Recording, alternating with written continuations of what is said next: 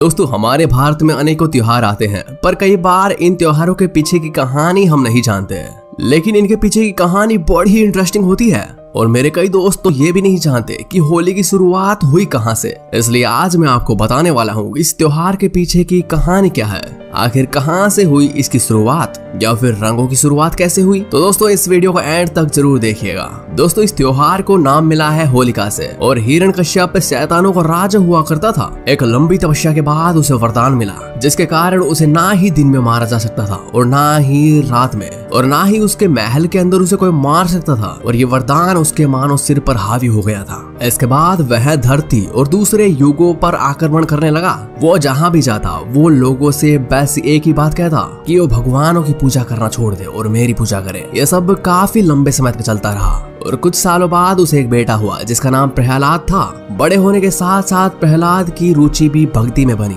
जिसके कारण वह विष्णु की पूजा करने लगा। दोस्तों जब लोग बाहर हिरण्यकश्यप की पूजा करते थे तो उसका खुद का ही बेटा उसकी पूजा न करके बल्कि विष्णु की पूजा किया करता था। जिसके बाद उसने अपने ही बेटे को धमकाना शुरू किया, लेकिन इसके बाद भी वो नहीं माना।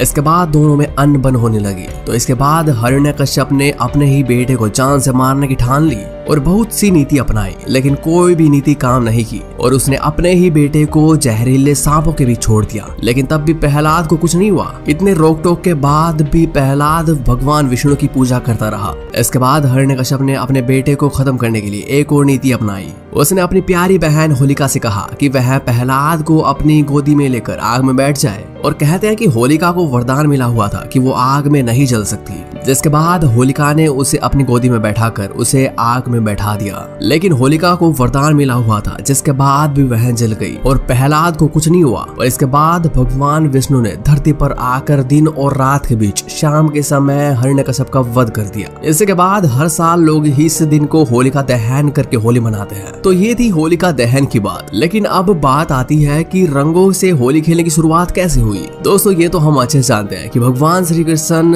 रंग में सावले थे और राधा गोरी थी। ऐसे की शिकायत करते हुए श्री कृष्ण अपनी मैया के पास पहुंचते हैं और कहते हैं कि राधा गोरी है और मैं सावला। तो मैया यशोदा उसे रंग देती है और कहती है कि जिस रंग में तुम राधा को रंगना चाहते हो उसे रंग दो। तो इसी के बाद ये रंगों से होली खेलने की शुरुआत हुई और हम आज तक रंगों से होली खेलते हैं। लेकिन पुराने समय में रंगों को फूलों से बनाया जाता था, जो कि स्किन के लिए भी बहुत अच्छे होते थे। लेकिन आजकल केमिकल युक्त रंग बनाने का धंधा शुरू हो गया है और ये बहुत ही खतरनाक है। और दोस्तों होली पर हम आपसे रिक्वेस्ट करेंगे कि जानवरों पर किसी भी प्रकार का रंग न डालें, क्योंकि इससे उनको परेशानी हो सकती है। और ऐसा ही वीडियोस के लिए चैनल को सब्सक्राइब कीजिए ताकि आने वाले वीडियो आप सबसे पहले देख सकें।